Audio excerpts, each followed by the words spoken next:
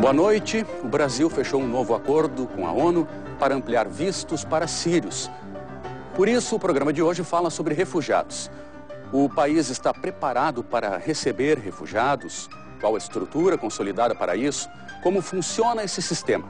Para falar sobre essa e outras questões, estamos frente a frente com a coordenadora do Programa de Reassentamento de Refugiados no Rio Grande do Sul, Karen Wapechowski.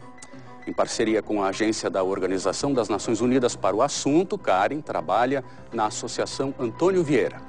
Estão conosco na bancada os jornalistas Ivani Schitz, Carlos Rossing, repórter do Jornal Zero Hora, e Angélica Coronel, repórter da TVE. Lembramos que você pode rever este e outros programas no nosso site, tve.com.br.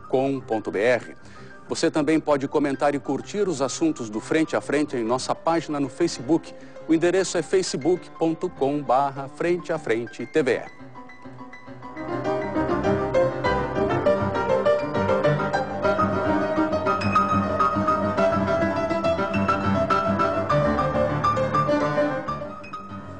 Karen, boa noite, obrigado pela presença. Muito obrigada pelo convite, né, prezados telespectadores, a Ivani, a Angélica e o Carlos, e você, Vitor. Espero que possamos contribuir aqui com informações, né, para clarear e muitas vezes também dirimir algumas dúvidas sobre a questão do refúgio. Seguramente. Karen, a respeito desse acordo, primeiramente, a respeito desse acordo, né, do Brasil com as Nações Unidas, o Rio Grande do Sul ele vai chegar a ser alvo assim, ele vai chegar a receber sírios dentro, no bojo desse acordo que foi fechado? Qual o objetivo principal desse acordo? O acordo, ele vem a ampliar um acordo que já foi feito anteriormente 2 anos, amplia para mais 2 anos esse visto especial concedido aos sírios, né? Então, esse visto eles podem obter em outros países também, em outras embaixadas do Brasil, e quando se deslocam ao Brasil, eles já estão com o status praticamente garantido, o status de proteção do governo brasileiro. No Rio Grande do Sul, como a questão do refúgio é uma questão nós não definimos quem chega, né? Então, o refugiado busca, através das suas informações, da sua rede, o melhor local para se reassentar, para se refugiar no Brasil. Então, nós não temos, assim, um controle sobre quem vem, mas certamente o estado do Rio Grande do Sul é um estado bastante visado, não só para sírios, mas também outros fluxos como os haitianos, senegaleses, ganeses, que procuraram no estado um abrigo, um refúgio para recomeçar com melhores condições de vida. Então, provavelmente, isso amplia a possibilidade do Estado receber mais sírios também. A gente sabe que esse recomeço é sempre muito difícil no momento que eles atravessam as fronteiras, já que eles ali estão não como fugitivos, mas sim como perseguidos políticos, como com dificuldades com relação à raça, com relação à religião. E essas dificuldades, elas são muito grandes, porque tem aí barreiras de idioma, língua, tem questão de documentação, que muitas vezes é demorada. Como é que o Brasil, né, está preparado para receber? Como que o Rio Grande do Sul está preparado para receber esses refugiados? Esse é um tema novo, né? A questão de políticas específicas para o tema do refúgio e da migração não existe específica. Existe uma lei no Brasil, uma lei 9474, que é específica para a proteção dos refugiados e solicitantes de refúgio. Mas uma lei mais ampla, onde se fala da migração, do direito de migrar, do direito do migrante como um cidadão brasileiro, ela ainda está em composição, está em construção. Então, a sociedade civil, junto com outros órgãos e instituições, estamos juntamente com os governos fazendo uma incidência para que essas práticas que nós desenvolvemos no acolhimento, no reconhecimento dessas pessoas nas comunidades, na garantia dos direitos deles, sirva para os estados, não só federal, estadual e municipais, para que eles usem isso para fazer seus marcos legais específicos e locais, né? Então, hoje não existe. O que tem hoje que nós sabemos é uma rede solidária muito grande, uma rede solidária formada pelas instituições da sociedade civil, pelas igrejas, por pessoas, empresas que de alguma forma se sensibilizam com a causa. Então, isso nós estamos fazendo com que isso tudo se torne um marco legal no Brasil, né? Através de um plano nacional de integração, porque hoje uma política específica de integração não existe. Nós estamos, na verdade, apagando incêndio em muitos momentos. Essas instituições como a própria Associação Antônio Vieira, as Cáritas, as instituições do CIBA Imigração aqui em Porto Alegre, que recebe um grande fluxo também de migrantes. Então, nós estamos nos acomodando dentro das condições locais que nós dispomos, mas a nossa visão de futuro é que isso tudo se torne uma lei, uma política. Cara, em alguns países, né, da Europa, a gente está vendo fecharem as fronteiras, construírem muros, né, procurando evitar a chegada desses refugiados. A gente viu na Hungria, o próprio Reino Unido, ou seja, políticas de não se abrir para a chegada dessas pessoas. O Brasil, ao contrário, tem uma política de portas abertas, de receber esses refugiados. Mas tem a distância, tem a questão de atravessar um continente para começar a vida muito mais longe. Nessa equação, assim, qual é o potencial que tu acha que o Brasil e o Rio Grande do Sul têm de receber essas pessoas? A grande maioria dos sírios que estão saindo, que estão abandonando a Síria, vai acabar, na tua opinião, na Europa? Ou é possível que aos poucos se abra um fluxo maior de migração, de pedidos de refúgio aqui para o Brasil e, consequentemente, num segundo momento, talvez para o Rio Grande do Sul? O Brasil até 2011, 12, não era um destino final para refúgios e também migração muito pouco, migrantes só quando havia pessoas com recurso maior, exatamente pela posição territorial, né? Nós estamos longe dos principais conflitos, exceto Colômbia, que até há pouco tempo estava, mais de 50 anos, um conflito armado, interno e tal, que provocou um deslocamento interno e externo. Exceto a Colômbia, os outros conflitos, nós estamos meio longe. Então, as pessoas, para chegarem até aqui, demoram anos, muitas vezes, juntando um dinheiro e através de uma forma ilegal, através de coiotes, do próprio tráfico de pessoas, chegando aqui. Mas, ainda assim, com toda a dificuldade, o Brasil agora se tornou, porque é uma esperança de vida, né? Então, ainda com toda a dificuldade que posso dizer, e o Brasil tem mesmo, por não ter uma política específica, não ter recurso, não temos recurso em nenhum orçamento, nem de Estado, nem da União, para sistematizar esse acolhimento. E mesmo assim as pessoas vêm. Por quê? Porque é uma forma, é um ambiente de proteção favorável, né? Nós temos vários programas sociais em que a lei diz, né, a nossa Constituição diz que, estando em território nacional, essas pessoas têm o direito de acessar saúde, educação, a habitação e outros programas da assistência social. Então, isso, de alguma forma, compensa, né, todo o trabalho que eles têm de chegar até aqui. Né, tem a questão cultural também, que muitas vezes impede, né, de outras nacionalidades acessarem o Brasil e o próprio Estado aqui. Mas mesmo assim, com toda essa dificuldade, essas pessoas estão vivendo tão mal, né, realmente perdendo vários entes da família no deslocamento, que chegar aqui é o paraíso, né? Nós acumulamos muitas vezes vários depoimentos que, com tudo, e eles sabem, a gente sabe que temos uma autocrítica, que eles sofrem de discriminação, né? Várias nacionalidades, principalmente haitianos, senegaleses, os afrodescendentes, sofrem também com a discriminação, além da questão de ser afro, também uma questão de ser estrangeiro e toda uma religiosa também, mas, contudo, ainda assim, eles dão um jeito de vir para o Brasil.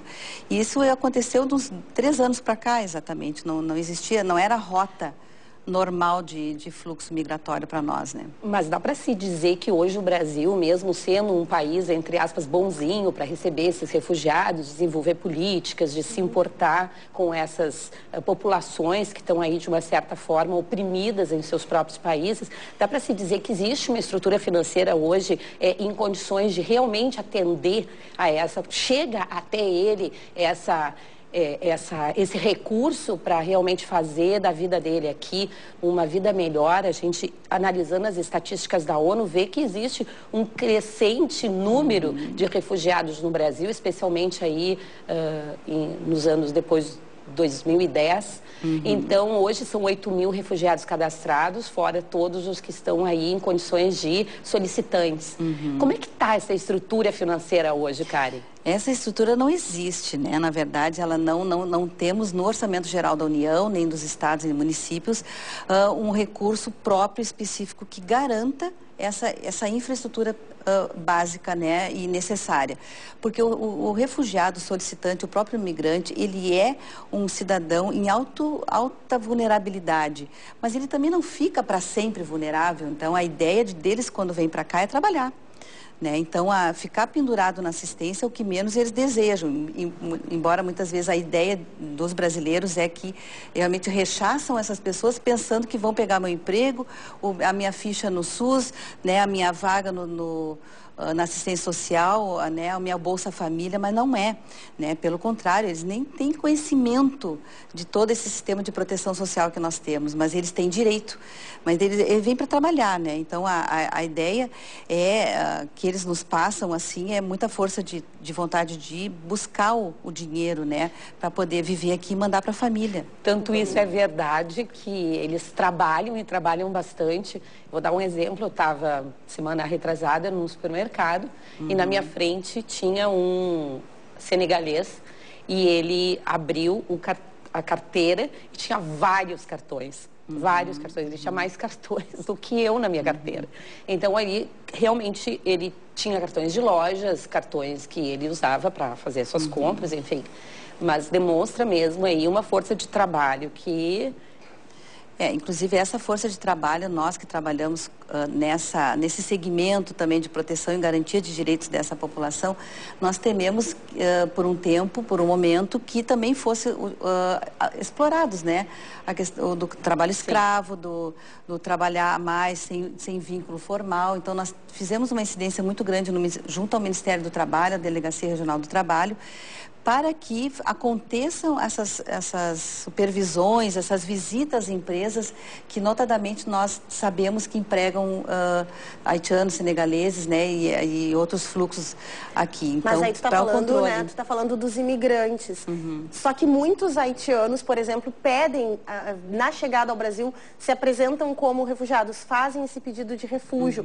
Como é que está essa questão com os haitianos, com os senegaleses, que não são refugiados, mas usam fazem esse pedido formal de refúgio para o Brasil? Como é que está essa questão, assim, o que se pode dizer que é o refugiado, que merece ser acolhido como tal? Quais são os critérios para se chegar, para se receber esse refugiado? E quando se diz, não, você é um imigrante, como tal, tem todos os seus direitos, mas você não é um refugiado. Como é que é isso? Isso está bem claro na prática, para alguém que vem de fora? O Brasil sabe se colocar e separar bem o que é o refugiado e o que é o imigrante? Creio que há informação, mas como é um tema novo, ainda toda a sociedade não sabe ainda definir, distinguir o que é coisa, né, o que é um status migratório de migração e outro o que é um refúgio, o que é um solicitante de refúgio.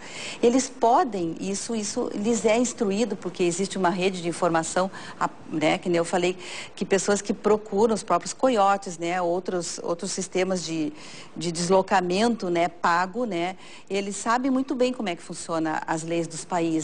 Então, no caso, eles sabem que o haitiano não é um caso de enquadramento na lei, porém o Brasil não devolve ninguém, né? Então, eles é garantido, estando em território nacional, nos portos, aeroportos, nas fronteiras, eles podem pedir o refúgio. Eles dizem, eu estou aqui, eu sou haitiano e sou solicitante de refúgio.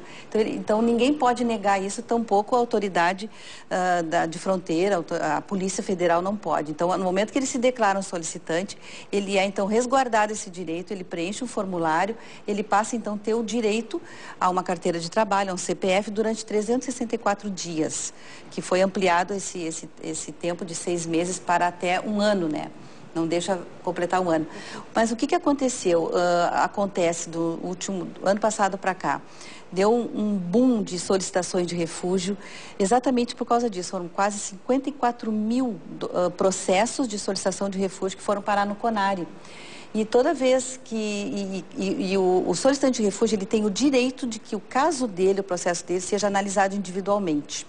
Então, imagina que estrutura que tinha um CONARE, que era acostumado com 4 mil solicitações em 10 anos, e de repente se deparar com esse fluxo, né? Então, o próprio CONARE, o Comitê Nacional para Refugiados, que é o órgão do Ministério da Justiça, teve que, então, se recriar como estrutura para poder atender ao direito dessas pessoas de ser analisado o seu caso. Enquanto isso, a vida continua.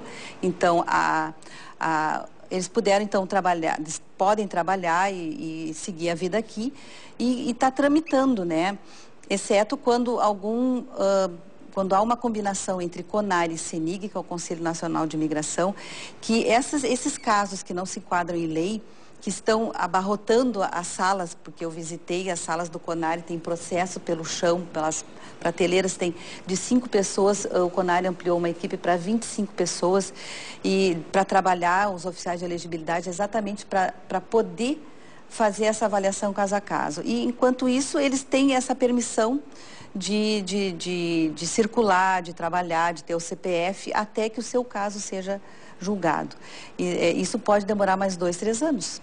Karen, deixa eu te perguntar uma questão sobre pegando como gancho a Europa, essa escalada da xenofobia recente na Europa, principalmente na França, né, talvez seja onde possa se verificar isso com mais clareza, até por conta de partidos políticos, está muito atrelado, se acredita-se, por conta da crise econômica, né?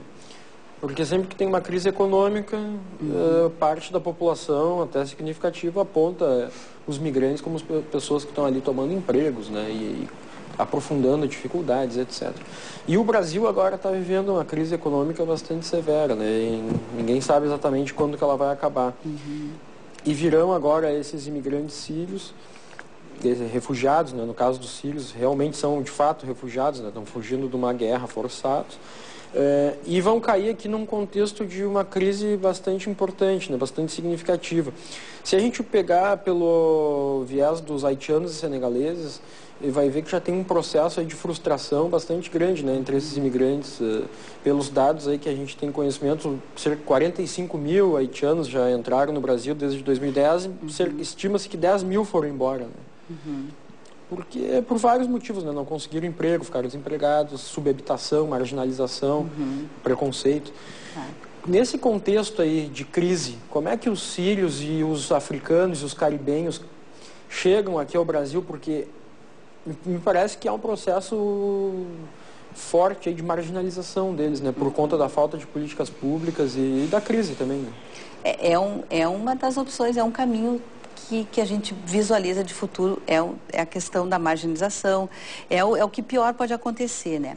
No caso da Europa, a Europa sempre teve o controle migratório, então ninguém podia entrar, o solicitante de refúgio, alguns países não são signatários das convenções, ou se são parcial, eles até pode ter o solicitante pode pedir o refúgio, mas ele não tem uma documentação que permita que ele trabalhe, então ele é protegido através de um sistema que é sustentado pelo Estado para que ele não ocupe vaga de trabalho dos locais. Então o Estado paga para eles não se envolverem com questões dos nacionais.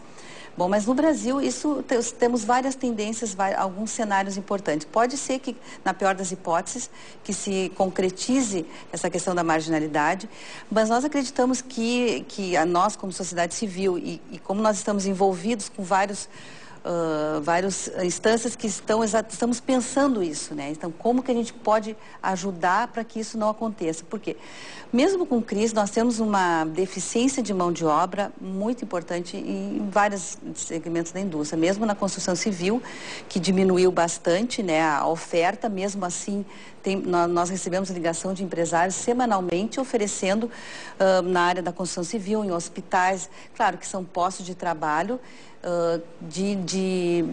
mais básicos, né? Chão de fábrica, na indústria da alimentação, no corte de frango, no corte... Então, tem várias vagas que nós temos conhecimento. Claro que o migrante, nem todo ele é um pobrezinho, coitado, sem instrução, né? Sim, então, ele também... Formação. Claro, tem formação. Então, o alto nível de frustração dessas pessoas são porque elas não podem atuar na sua formação. Nós temos seguido, né? Tu fizeste a matéria, tem médicos, tem enfermeiros, tem profissionais liberais que vão ter que trabalhar no corte de frango, se quiser. Mas eu te pergunto, até aproveitando, esse é um debate importante, né, até com essa discussão da nova lei que está sendo discutida no Ministério da Justiça, porque a lei atual é bem antiga, né, década de 80. É Estatuto do Estrangeiro ainda, né?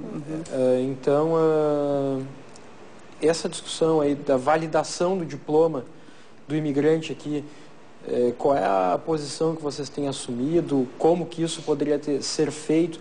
Porque realmente é uma grande frustração para o indivíduo que tem uma formação, né, que tinha uma profissão no seu país e acaba vindo para cá em busca de uma vida melhor, mas enfim, vai ter que desempenhar um serviço pesado e de baixa remuneração. E de certa forma é uma perda também para o Brasil, Karen, tu concorda com isso? Não sei. Ou seja, é uma pessoa qualificada, uma pessoa, né, que poderia estar aqui contribuindo, trazendo um conhecimento de fora que daqui a pouco nos falta ou, né, nos complementaria, e que o Brasil não está sabendo aproveitar como poderia essas pessoas. A questão das entidades de classe, no caso dos engenheiros, médicos, né, que tem os seus critérios, né? Tem a forma de reconhecer a titularidade dos estudos dessas pessoas. Nós tentamos fazer um trabalho de lobby mesmo, né? Porque as instituições são autônomas, né? Então, nem o governo e nem nós da sociedade civil podemos fazer uma coisa mais radical, assim, em relação ao reconhecimento. O que nós fizemos é um trabalho junto às universidades, para elas, então, passar por elas ter uma certa flexibilidade no recebimento desses documentos, porque requer, por regra, fazer a tradução juramentada, que é uma coisa caríssima, de todo o procedimento, de 4, 5 mil reais, que nós tentamos fazer de um engenheiro agrônomo, e agora estamos tentando fazer de um médico, e também através do Revalida, né, e também do farmacêutico. Então, nós temos contato, por exemplo, com a Universidade Federal de Santa Maria, que facilita o acolhimento desses documentos, flexibiliza o recebimento e a avaliação disso. A URGS aqui em Porto Alegre também tivemos, mas isso é muito caso a caso, a gente não consegue ainda ter, na lei, né, diz assim que permite a flexibilização, mas não obriga nenhuma instituição a validar isso aí, né? Então, nós temos essa dificuldade que é o corporativismo, né? Obviamente, cada classe tem seu sistema de proteção dos profissionais, e isso não tem, é um pouco blindado isso aí. Nós não temos como só sensibilizar mesmo, através da sensibilização, da informação, porque não estamos falando de milhões de pessoas, gente. Nós estamos falando de meia dúzia de casos de pessoas que têm essa formação, que gostariam e poderiam atuar na sua área, porque no caso do médico sírio que nós temos, ele é traumato e ortopedista, e especialista em médico da família. Então, imagina que tem cidades que não existe um traumato no SUS daquelas cidades. Nós não podemos, por uma questão óbvia, né, oferecer esse profissional para trabalhar, porque ele não tem o registro ainda reconhecido. Então, assim, essas são as nossas perdas, né, de necessidades que nós sabemos que existe na cidade, na sociedade, que não podem ser aproveitados.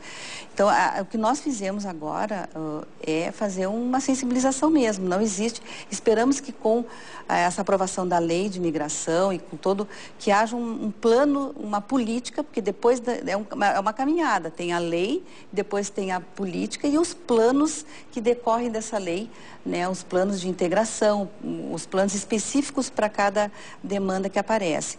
Então, é um trabalho longo, é uma caminhada, só que enquanto isso essas pessoas ficam penando, né, exatamente isso, ou desistindo, a frustração. Nós acompanhamos casos que as pessoas ficam deprimidas em casa, ou então tendo que sair para o trabalho, fazer uma coisa que ele sabe que poderia estar ajudando muito mais. Então, essa é uma forma que nós vamos ter que aprender a lidar com isso até que haja uma solução, uma política específica e que as instituições se sensibilizem para flexibilizar aceitar esses profissionais para trabalhar, né? Regularizar a situação deles. É uma espécie de preconceito, daria para dizer isso? Ou seja, a sociedade aceita desde que tu fique lá trabalhando nos serviços menores, que não exige capacitação. Mas te reconhecer como um médico, um engenheiro, não, aí nós vamos colocar algumas barreiras. Certamente, que é aquela proteção, né, das profissões que a gente fala, de não não abrir muito, porque, inclusive, tinha uma época que estavam proibindo as universidades de abrir novos cursos, porque já tinha um excesso de profissionais na sociedade. Então, imagine se fazia isso com os locais, né, com os nacionais, como não fariam com os estrangeiros, hein? Isso aí é uma caminhada, ainda nós temos muito para... Mas seguindo nessa linha da pergunta da colega, e realmente, de fato, tem essa questão de abrir o espaço até uma determinada escala do trabalho, né, que geralmente essa é inicial, e aí quando penso numa ascensão realmente há resistências, né, pode advir de preconceito, coisas do gênero, né. Mas também tem um outro lado que me parece da preparação dessas pessoas, né, por exemplo, como é que o médico sírio vai atender a população brasileira, né, ele fala árabe, né, e a comunicação é um grande problema, né, haitianos tem muitos deles que são professores qualificados. Como é que eles vão... É uma equação complexa, né? Demandaria uma grande estrutura de inserção e hoje, de fato, como tu já falou, não existe nada, né? Não. Principalmente o aprendizado do idioma, né? Isso aí nós não temos nem na rede pública, nem na rede privada. Exceto na rede privada, o curso de português é mais caro, se tu quiser fazer, do português para estrangeiro, do que o idioma estrangeiro para nós, né?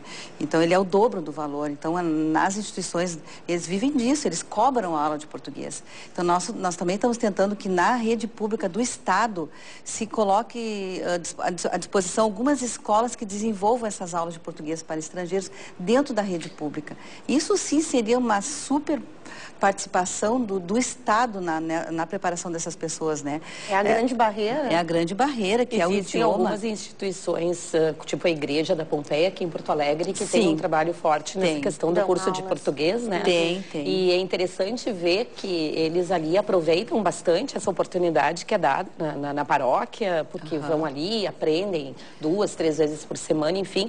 E também, no meu ponto de vista, é bacana ver como eles se esforçam em postos de gasolina, como eles estão ali trabalhando em padarias, enfim, tentando falar o português e se esforçando.